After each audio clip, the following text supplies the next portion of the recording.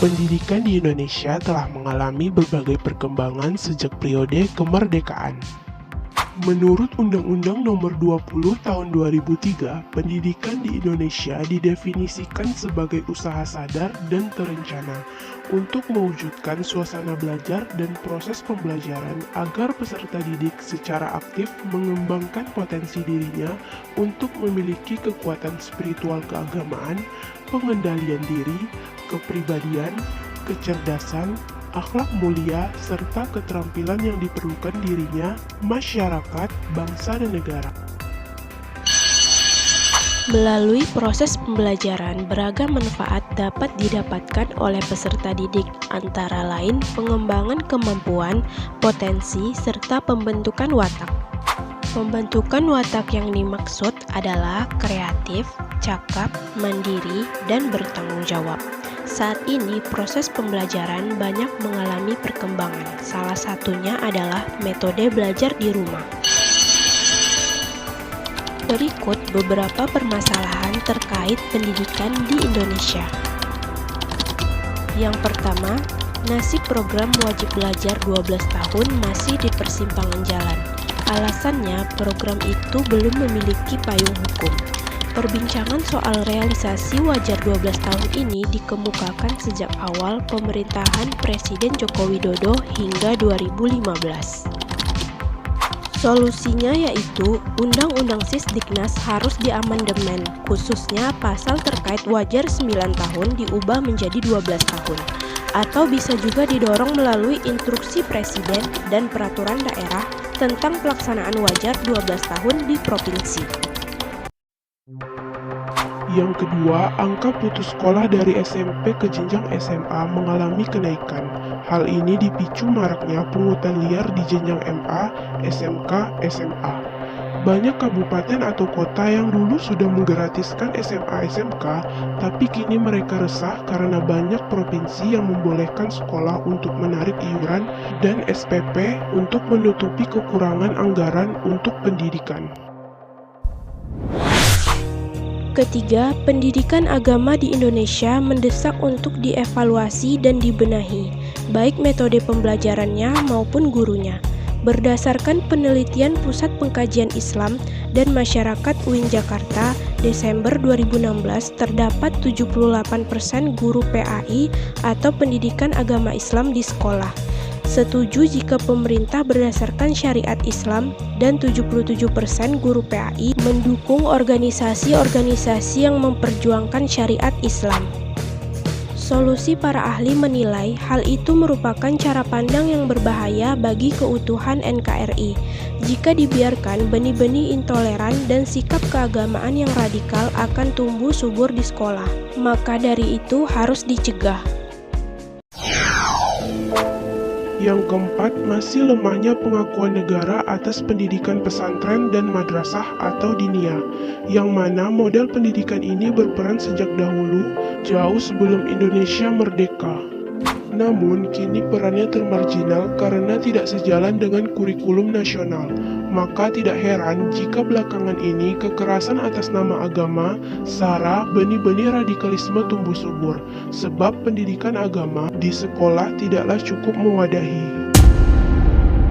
Solusi pendidikan agama tidak bisa dilakukan secara instan di sekolah. Jadi, sekolah perlu bersinergi dengan lembaga pesantren dan madrasah diniyah untuk memberikan pemahaman agama yang komprehensif atau tafakun fiddin yang bervisi rahmatan lil alamin. Untuk itu, RUU Madrasah dan Pesantren harus masuk prolegnas 2017.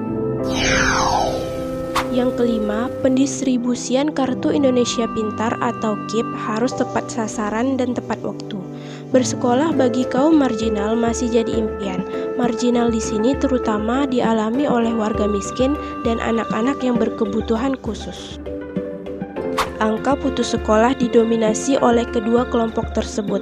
Program BOS, BSM, dan KIP perlu dievaluasi karena nyatanya masih banyak anak miskin yang susah masuk sekolah. Pendistribusian yang lambat, alokasi yang tidak akurat, dan juga penyelewengan dana turut menyelimuti implementasi program tersebut. solusi khusus untuk kelompok difabel. Mereka terkendala susahnya menemukan sekolah inklusi. Akhirnya, mereka harus bersekolah dengan teman yang senasib dan semakin menjadikannya tereksklusi dari realitas sosial. Maka dari itu, pemerintah seharusnya mendistribusikannya harus tepat sasaran dan sangat diperhatikan. Yang keenam, kekerasan dan pungutan liar di sekolah masih merajalela. Potret buram pendidikan di Indonesia masih diwarnai oleh kasus kekerasan di sekolah dan pengaduan pungli. Modus kekerasan ini sudah sangat rumit untuk diurai karena para pelakunya dari berbagai arah.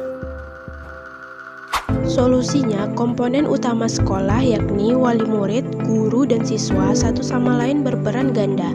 Artinya masing-masing dapat berperan sebagai pelaku, dapat pula jadi korban.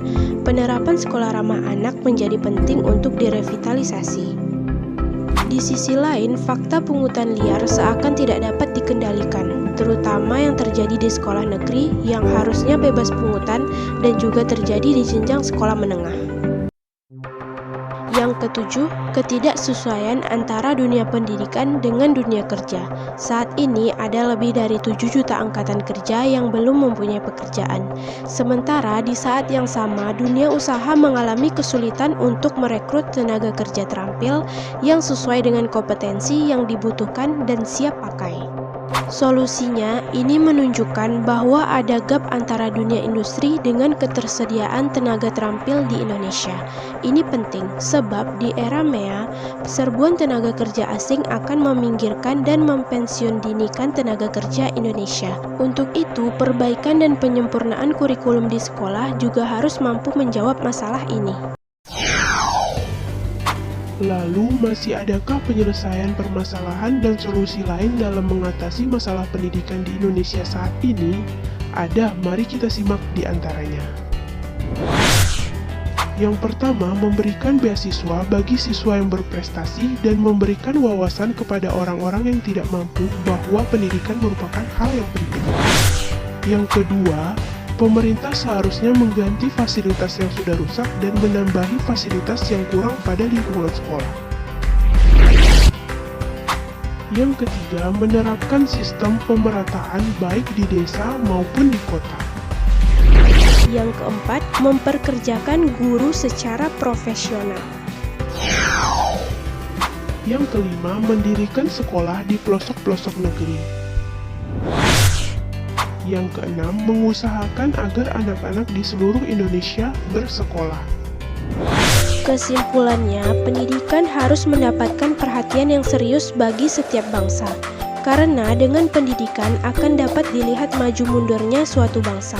Tentu saja bangsa Indonesia tidak mau hidup keterbelakangan akibat aspek pendidikan serta tidak mendapat porsi yang cukup dengan teriringnya berbagai kemajuan di bidang lain. Kemudian juga dapat disimpulkan pendidikan sebagai suatu sistem pencerdasan anak bangsa yang saat ini dihadapkan pada berbagai tantangan globalisasi. Yang kedua, berbagai persoalan pembelajaran terutama yang menyangkut metode pembelajaran yang tepat bagi anak didik perlu dicari jalan tengah yang terbaik sebagai solusinya. Yang ketiga, guru dituntut untuk melakukan berbagai peningkatan dan penyelesaian penguasaan kompetensinya. Cukup sekian yang bisa dapat saya sampaikan, lebih dan kurang mohon maaf. Wabillahi taufiq wal hidayah. Wassalamualaikum warahmatullahi wabarakatuh.